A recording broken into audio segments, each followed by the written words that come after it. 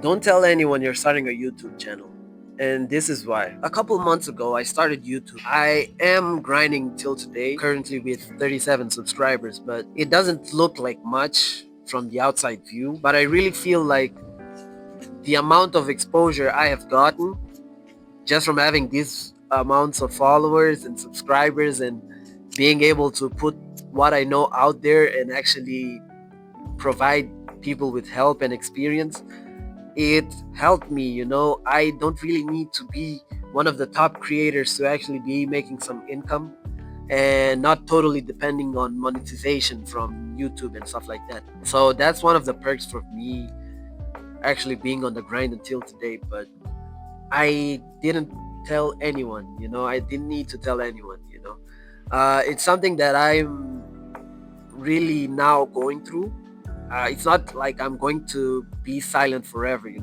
Eventually it's going to come out, and eventually people are going to know that I am a creator and stuff like that, but it's not my priority. I don't need them to know. And why is it that I'm against people knowing or being influenced that early? I won't lie, I really was going on about starting a YouTube channel for a while. I searched for people. I asked them stuff, not people that actually had YouTube channels and stuff like that, but people who wanted to see content and stuff like that. And most times people usually found ways. If I commented or I wanted to let them know that I wanted to start it, they usually found ways to actually say that it will be hard, or if you target this it will go wrong. And yeah, a bunch of crazy stuff that overall just breaks you down. It breaks a dream down. But I didn't let that break me down. I was able to push through that, and one fateful day, it was around November or something like that, I decided to put a video out, my first one. And I won't lie, now that I look back at it, it is whack. But what I had in mind was, oh man, this idea is so cool. I just saw J Rich do this. I just saw Biaheza doing this like some years ago. I did it recently, but this was the videos that make them pop out, when it was their time.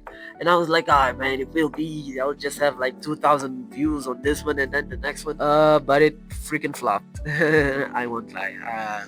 I wasn't sure what I was doing with the thumbnail. I wasn't sure what I was doing with the titles. I wasn't sure what I was doing with the description. Nothing of that. I did edit it over time though. Not that it will change the value or the content that's there, because the actual video itself, it's just crazy work. It actually took me time to adapt to that expectation of people, like people seeing me through the screen.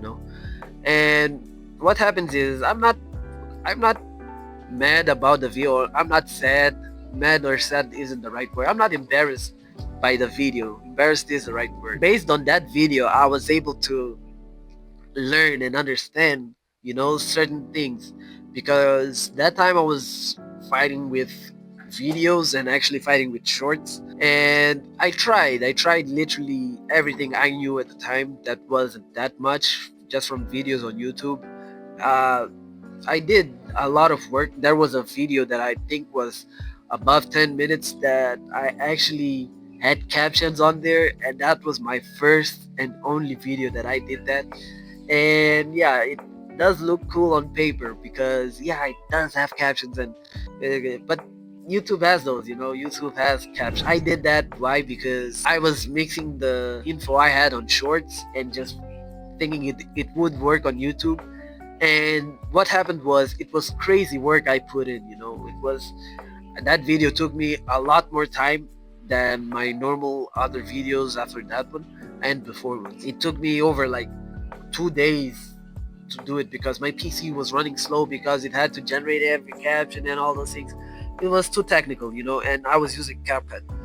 It is efficient, it is fast, but my PC just wasn't handling it, man. It was too many captions. Most of y'all would think like, why didn't you auto caption it? I did. I really did.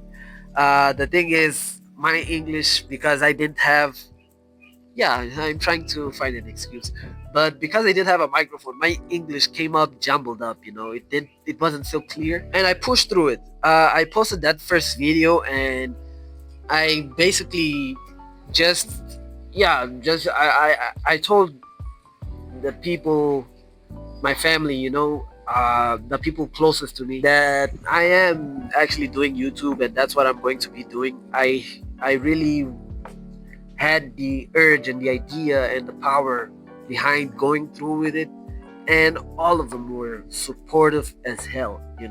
That's why people say that family is irreplaceable. You can replace a friend, you can replace this and that, but family, one and only, man. Keep them in your heart. Most of the videos I had, or most of the subscribers I had on the first basis, came actually in a weird way. Why? Because I told my brothers, man. I told my brothers that I made the video. I told some friends, and what happens is, to show support, they actually ended up marketing it for me, behind the scenes. It could look as holly dolly and all good, but it sometimes isn't. It sometimes isn't, and this is going to be why. Most of the times when you're promoting yourself online, I know it is relative to have like those views, to have those subscribers, but most of the times that doesn't equate to actually being successful, or actually making improvements in that department. The real way that you're going to be successful and you're going to make money on YouTube, or in general in life, is actually enduring the bad parts as well. Actually knowing that you suck is a great way to put your left foot forward and just bunny hop with your right one. I really feel like outside criticism hits a whole lot more than criticism that you hear from family and friends. It hits a whole lot more. Why? Because it's the target audience. The target audience will say what they want to see or hear. And the other part is, if they call you a big nose monkey or something like that, it will hurt a whole lot worse. And I'm telling you, hear me closely, it will hurt a whole lot less than someone like your brother or your sister or your someone like that that's close to you be saying that to you. And I guarantee you that you can't block them, you can't ignore them because they're not close.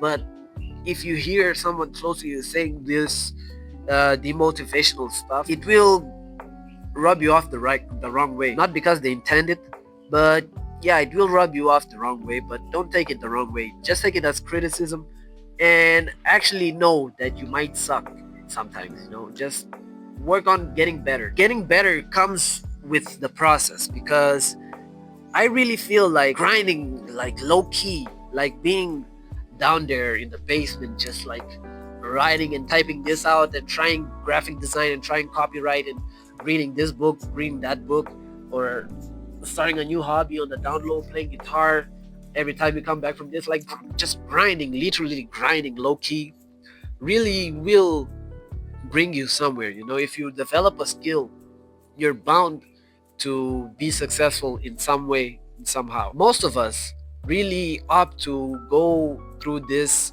publicly, and I'm not saying that's wrong.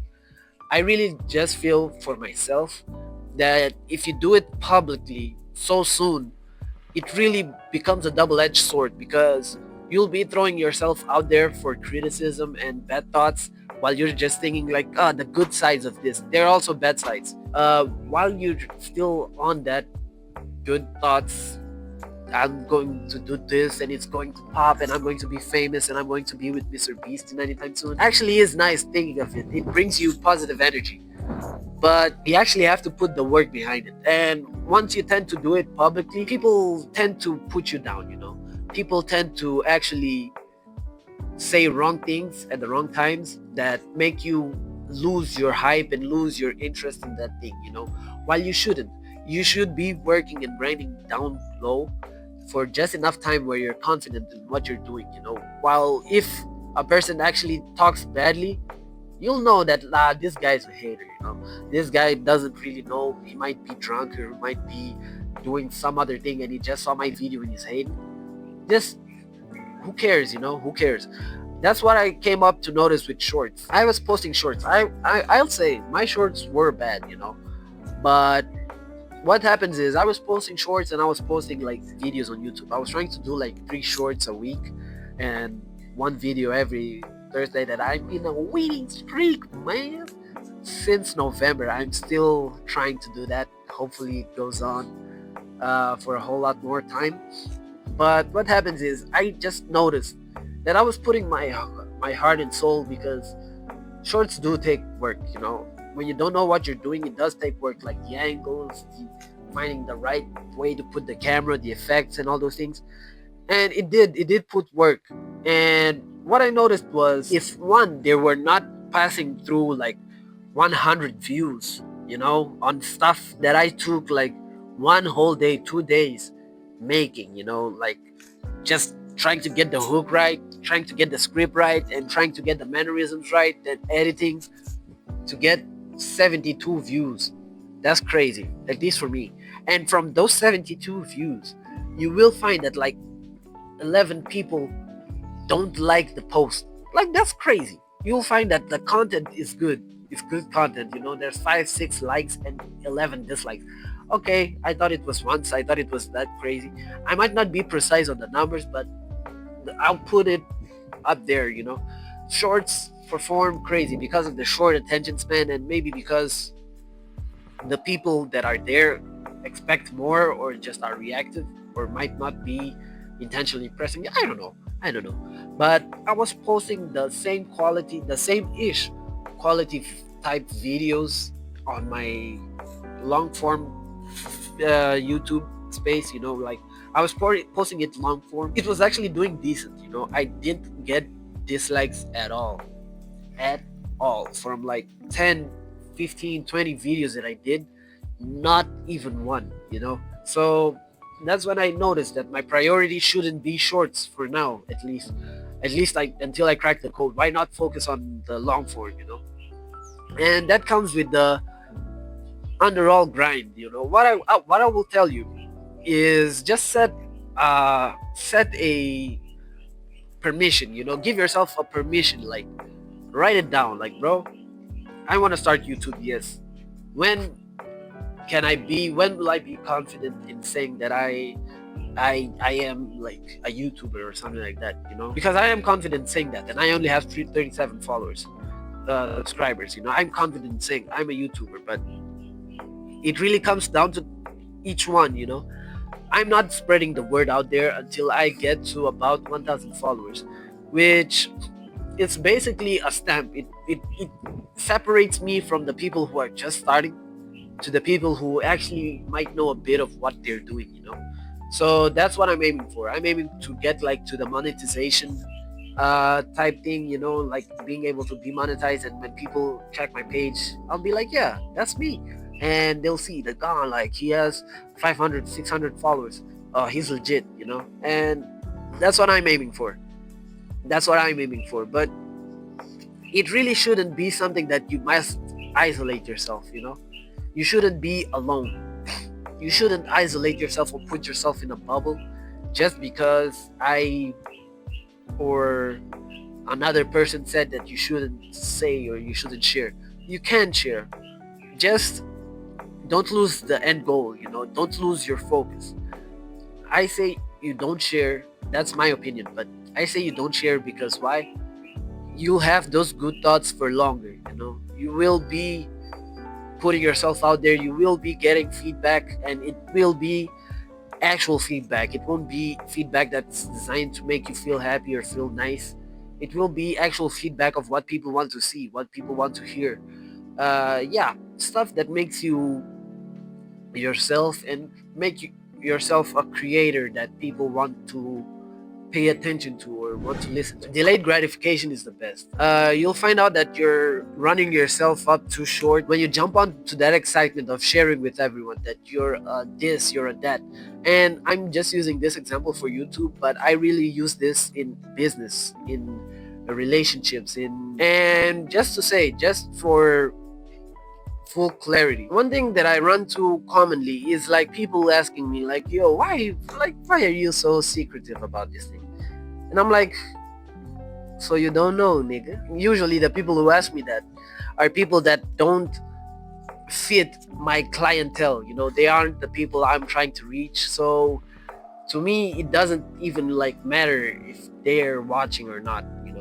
Do watch though, because it is helpful. It does help for people that are interested. But if you're not really interested, it's crazy. I prefer having like 50 subscriber page that's consistently giving me like 200, 300 views, that have real people that interact with me, than having a 10,000 subscriber page that I post videos that make 100 views and literally no one gives a hell of me, or the only comments I get are those spam guys pretending to be Elon Musk. Developing a community is the best way to actually being able to be in a space where you can share your ideas and actually talk to people that have the same end goal as you and will empower you. The best way possible. You will have someone to talk to, you will have someone to answer your questions and stuff like that. Even me, man, I'm trying to be there for you if you're trying to start the process and stuff like that. And so that's why I started the Discord server, where like-minded people like us, who want to be out there and want to kill it in the market, or want to start this and that. Any business works, man, independently of where you're at. If you're in India, if you're in the US, if you're in the UK, Africa, anything works. Let's just like be in a space so we can share ideas, man, discuss about stuff, and actually make that money. I'm going to be pinning the link to my server here in the description. And yeah, feel free to join it, and I'll be sure to be there to receive you guys.